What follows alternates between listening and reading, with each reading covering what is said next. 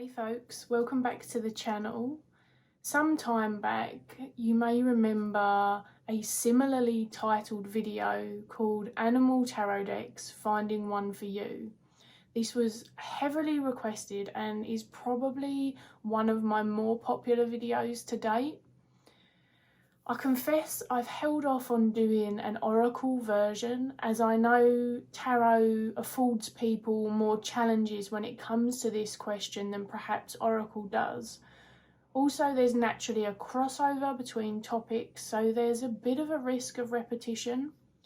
However, after more and more requests and recently several discussions on this very topic, I felt I could offer a few simple but helpful tips and considerations for those either new to animal oracles or perhaps someone who's tried one, found it was a bit of a swing and a miss and would like to try again. Or maybe you're buying a gift for someone else and might benefit from thinking this over too. If that sounds like you, then hopefully this video can help. For the more acquainted, unless you're here to listen to my ramblings, this isn't likely going to add too much to your toolkit. Before we jump in, just to be super clear about my intent, this video is predominantly aimed at finding an animal deck with a mixture of animals in. That being said, I will briefly discuss singularly themed decks too. We're also going to talk about aesthetics, keywords, what we're hoping to get from our deck, consider cultural and regional layers, guidebooks, and talk about the extra structures that are sometimes woven in. By the end, hopefully, you'll have some tips and tricks to aid you in your deck selection. And throughout, we'll also look at a bunch of my decks as I have them out for brief examples. Now, aesthetics is obviously a consideration, but there's not really much to get into here without teaching you to suck eggs. It's kind of about what you like, right? One thing that can make a difference to some, however, is whether the animals are depicted in action, so something more scenic, active, perhaps tied to their environment, or whether the deck is more still, artistic, fantasy-based, meaning the animals are simply there but not much is going on, or the artistic renditions of them are less kind of natural history, real life, and more storybook, fun, or abstract. So, will a keyword or phrase help or hinder you? This question will lead into another centered around how much you know about animals and which ones you'd like to work with or see in your deck. But for now, consider your approach. Are you coming at it that you want to work with the information you already know, existing connections with the animals, and a solid set of internal references one way or another? Do keywords leave you feeling boxed in, distracted, and unable to extend beyond these, personalising your connection to each animal? If so, keywords possibly aren't the way to go. There are some decks where the keywords on the card are really non-intrusive, so that is a workaround. Also, when I don't vibe with a word or feel otherwise inclined, I frequently just ignore them. But as this is aimed at people fresher to animal oracles, it might just be better to start with something without them. Here's just a few examples. Most of these are available and in mass market editions, even if I don't have the mass market editions. This, however, is an indie deck. So we've got the Animal Allies Oracle 1, because there's a 2 as well of that. We've got the Beasts of Albion, which I think has been reprinted, the Wild Unknown Animal Spirit Oracle, the Druid Animal Oracle, and the Medicine cards. On the flip side, phrases or keywords are often great supports and inspirations for those newer to reading overall, or simply to animal oracles and/or animal studies, especially if you're not familiar with all of the animals depicted or you don't want to begin at a place that requires heavy research because you have no foundation to utilise. These are a really gentle way to find some connection and build up familiarity that then you can expand upon. Here's an example of one with more phrases. I have to say, if anyone's curious, I like the keywords, I'm not into the phrases. But this is the Spirit of the Animals Oracle by 𝗳𝗿𝗄𝗃, because there's a few oracles that have very similar names. This is the Woodland Warden's Oracle. This is the Animal Kin Oracle, which now you can get in a mass market edition, which is a little larger than mine. And this is the 100 Ink Animals, which is only an indie deck. And of course, the decks that I've shown you are just a selection of how many there are out there. And let's face it, either way, people have actually modded decks to add keywords to those that don't have them or cover those which do. But that is a whole undertaking in and of itself. So we can make any deck work usually, but think on this if you're starting out, because this will likely help you. And as you can see, with some of these, the keywords really just aren't intrusive at all. It does help when the card's the right way up though. This brings me to the next consideration, which is what animals are you familiar with? It's worth considering where you live and if that's something that you want to see in your deck or not. So some people want decks that make sense to them perhaps culturally. So the medicine cards is based around Native American Indigenous cultures, and there's some more specifics in the guidebook around that. Others want something that expresses their area they live in regionally. So for me, the Druid Animal Oracle works really well.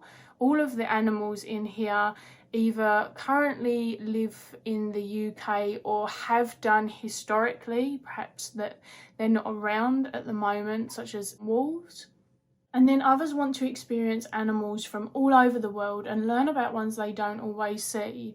So you can likely find a mishmash, but there are certainly decks that get very specific. So these are my specific examples. And then the Animal Kin Oracle, this has a really good selection of animals from everywhere. You've got Africa, you've got Asia, you've got Australia, there is European animals. It does really well at blending those.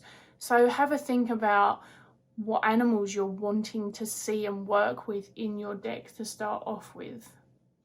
Now we're at that weird extra layer here, which I'd like to acknowledge, otherwise I'd be doing a disservice to a bunch of decks that are focused around one singular animal. Now, these are easier in terms of do you like the animal or not, and would you enjoy them as a theme? But there are variations to these still. Most of them are just the animals as a visual theme. You're not necessarily learning anything about their behaviour or, you know, their gnosis, their medicine, anything scientific, those kinds of things. And I have a really good example of that, and that is the Cat Guru's Oracle. Although you could argue that you're learning something about a few cats in history, but predominantly this is a very fun deck. So you can see, always think outside of the box, but not the litter box. Only two things are infinite: the universe and the superiority of cats. Things aren't always black and white, sometimes they're ginger. So that's Schrodinger's cat's example. And there are a lot of decks out there that they might have badgers or foxes on them, and then they'll simply have keywords like compatible, confidence, assert, rest, you know, those kinds of decks. So that's what I'm on about. There's nothing wrong with them at all. And some of today's considerations may still help you with selecting these kinds of decks, but others just won't be applicable for obvious reasons. Within this subgenre, if you will, there are, however, decks that still kind of do get more specific. This is an indie deck. And I don't think part 1's available anymore, but this is the example that I've got. This is called the Bird's Oracle. And this is where you're still learning something about the birds, because you can see that we've got a different one depicted in every single card. And there are a lot of them if you're lucky like me and manage to get yourselves number 1 and 2. The aim is still to learn something about each of these, and interestingly the creator does this from a very kind of personalised perspective over anything particularly scientific or culturally led. But there are some facts in here just at the top, so you can see for this one it says small sparrow-like bird that is mostly grey with a white underbelly, lives in North America, eats seeds and insects. And then it goes into the creator's meaning, her experience with them. Sometimes it is a little bit more scientific or observational, but sometimes it's more just an encounter that she had, and then an ask. And that's a really good example of that. And obviously you have the visuals. This doesn't have keywords either, although some of the bird decks that I've seen like this that are mass market do have the keywords as well to help you. But it's really a beautiful way to get to know the birds. And if you're looking to get really specific with an animal, there are some animal decks like that out there. So I'm not going to speak to these much more because I'm wanting to remain pretty concise, but these kind of decks are obviously an option too. Next is, what are you hoping to get from your deck? And I've spoken to this before, but as an example, my practice is very much about working with the animals and wildlife in real life also. I don't personally feel comfortable with the approach of them just as a metaphorical spiritual benefit to me, watered down to symbols with no like actual life connection or engagement. But this is a personal approach and is in line with my craft, my gnosis, and how I grew up. So that's just my example. And the way that that shows up in decks is I enjoy decks that include reflections of the animal's behaviour, sometimes lessons or ways we might aid them, or facts, the meeting of animal science and animal magic. The 100 Ink Animals is a really lovely example of this, especially the guidebook. So here with the fennec fox, we start with the small nocturnal fox lives in Africa's deserts, and it goes on to describe something about the fox, either about where they live, their behaviour, and then this gets moved into more of a divinatory type message. I also enjoy things such as animal folklore, which the Woodland Wardens deck does have a little bit of in, not as much as I'd anticipated, but it's definitely in there. And animals within spirit work and just other layers. So it's not all just one thing. I think that you can add those layers onto any deck. So as much as I'm looking for those, in truth, I could do this with any animal deck or animal pictures or postcards. It's just my layer or preference. But it is something that I contemplate, and I think that you can tell often enough where a creator is coming from by the content that they put in their books and by some of the discussions that they have. So if that's something that's important to you, it's definitely something to consider. If you're looking for something that has animal imagery but isn't really there to teach you about them in the real world or through a cultural, regional lens, etc., then these things won't matter. And you may want a deck that has animal imagery but the keywords or meaning is assigned in a different way, as I'd previously described. Again, if you're hoping to learn about animals in your area, this question complements the previous one. So when I expect my decks to teach me about animals that are local to me, I look for decks centred on where I live, created by people who live here, and when I want to branch out, I apply the opposite considerations. Once you've finished thinking about the cards and what's on them and what's represented and all of that good stuff, whether you like the aesthetic, the next question is, how important is the book to you? because again, this depends on what you're hoping to learn or not, what style of approach you feel fits your own practice, and how much of the book you want to rely on without other resources such as your own observation, experience, knowledge, or extra research via the net, books, and more. Some decks come with nothing more than the cards they're on. Then we get into more specifics. Next up from that, we have the kind of classic fold out with perhaps a sentence or two or a bunch of keywords on them for you to enjoy and kind of utilize without too much information. You get some more mid-range books that have a selection of information in there, but again, it's not too much. It's good for people who might find themselves overwhelmed by taking in too much at once. So you usually get a divinatory message and perhaps they've chucked a few other things in.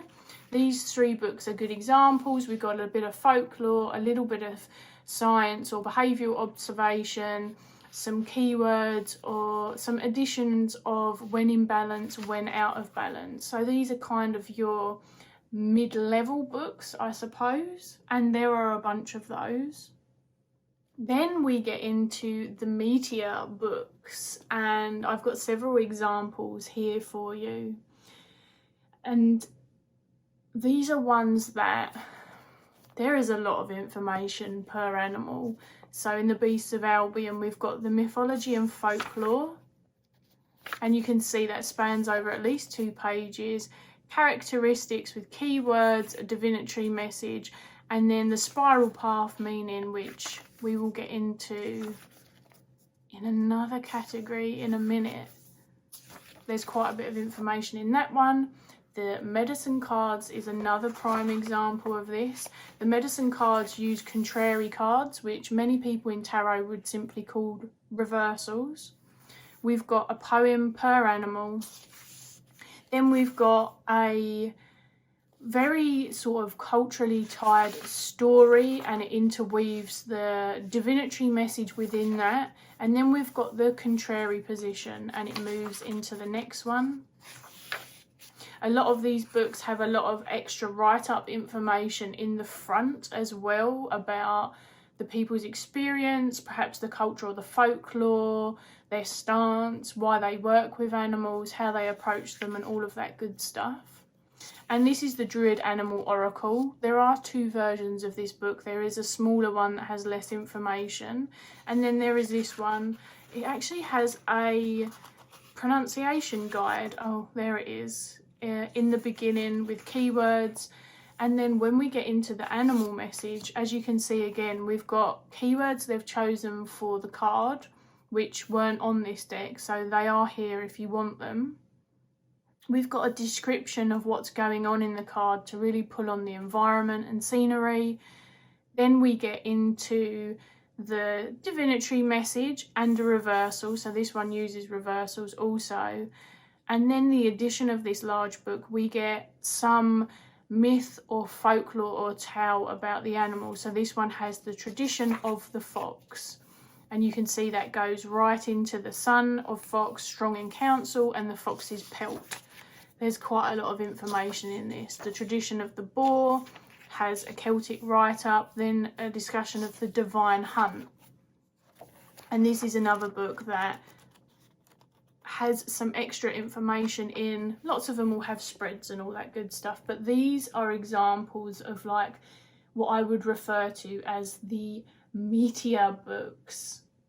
And the way that you can find out how good the book is simply looking for information through walkthroughs or reviews. A lot of them will show you snippets of the book, even if they're not reviewing their experience of it.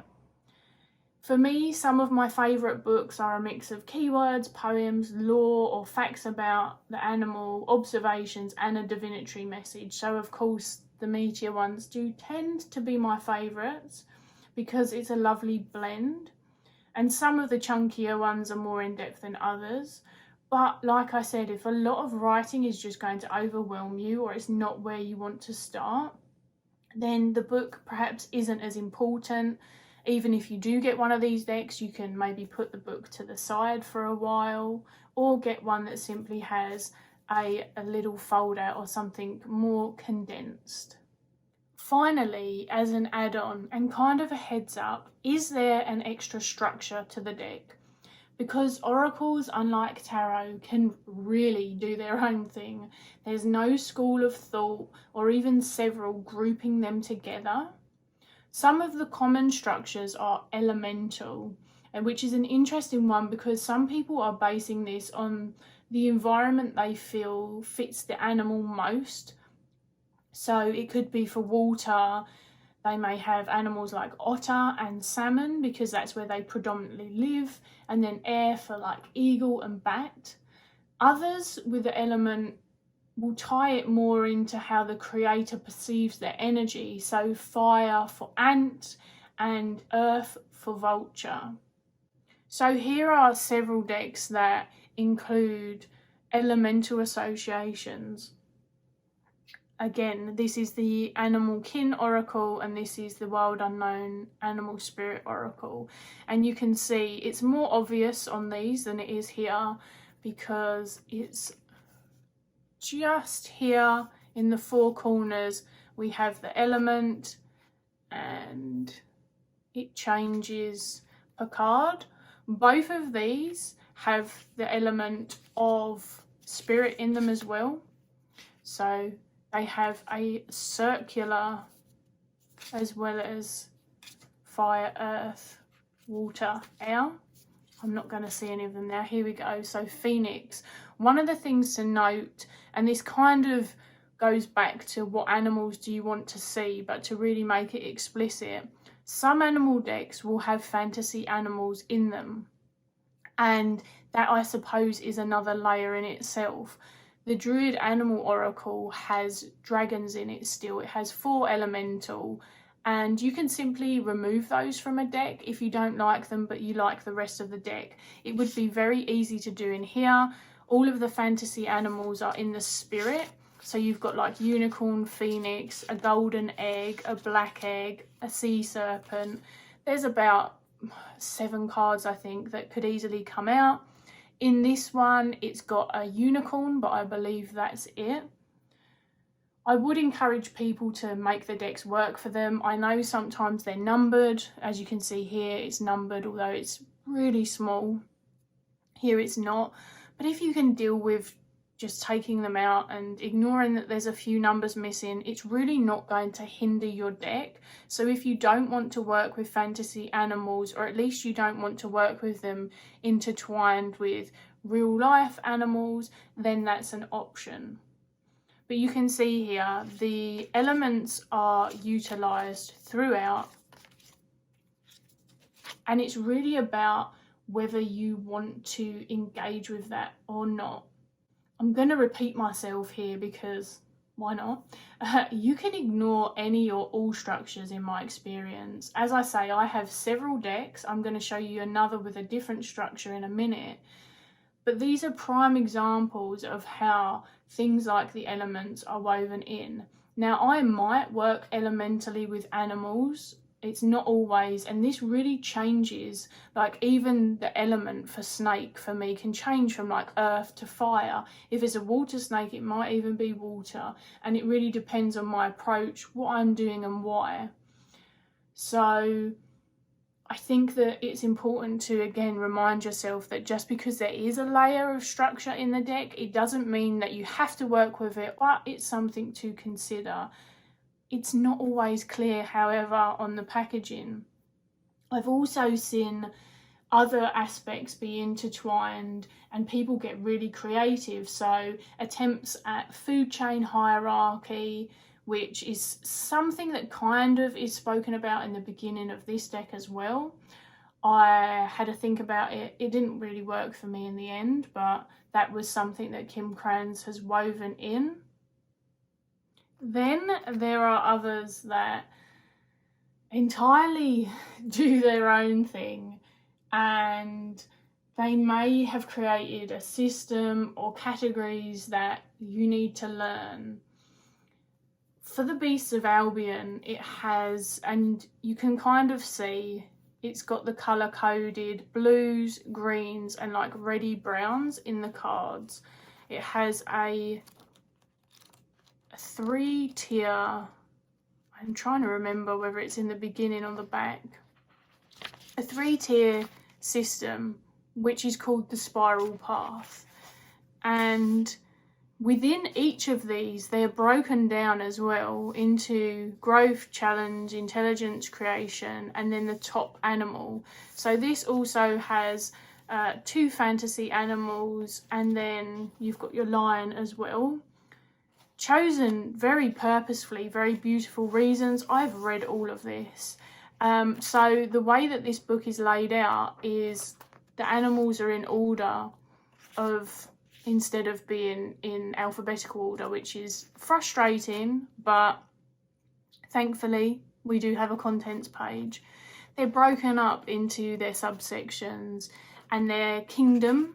So this is the kingdom of wisdom, their trine, empowering, and then their teaching, which works all the way up until you get to the head of the kingdom. So the head of the kingdom for this one is dragon. And that's how the spiral works. It's a really interesting add-on. I'm going to be really honest and say that it was fun, but somewhat convoluted, and to be honest, I couldn't be bothered to learn it in a way where I was retaining it without having to utilise the book. I use this as I would any other animal deck. If I want that, it's in the book and it's good to go. It's not something that I retain. So there is so many versions of structure, and it's just down to you. If it's going to distract you, there are decks that don't have anything like that. As I've shown you, the medicine cards doesn't have anything like that. This one by 𝗳𝗿𝗄𝗄𝗆 doesn't have anything like that. The Animal Allies Oracle doesn't have anything like that. There are lots and lots of options. And there you have it. These are just some of the foundational questions, reflections and tips for finding the right animal oracle for you. I've tried not to insult anyone with the too obvious. If you don't like the creator, the artwork, it's a no, right? I'm sure that I may have missed something, but to me this feels robust enough. Of course, if you'd like to ask for any recommendations once you have some answers to some of these questions, then I'll happily help guide you to a few ideas. And you've heard about some of my favourites and the things that I use, but obviously that's not important here. What's important is what you like. I have tried to film it from a different angle so that you could see the artwork better. How successful that was, I don't know, but we're rolling with it now because it's done. If you watch just for the fun of it and you already love and use animal oracles, but you can think of other considerations that I may have missed, please feel free to share them in the comments so that others can come and read them too. And to end with, just as a tiny plug, because animal work is a huge part of my life and now my witchy path too, I have a Patreon where not only we explore witchcraft through the folk lens, tarot and self-development, but also the world of animals in our crafts, their gnosis, folklore, and supporting them in the everyday in whichever way we can and that makes sense for us and our accessibility. My Patreon link's in the video bio right up. Other than that, thank you for hanging out, and I'll see you again in the next video.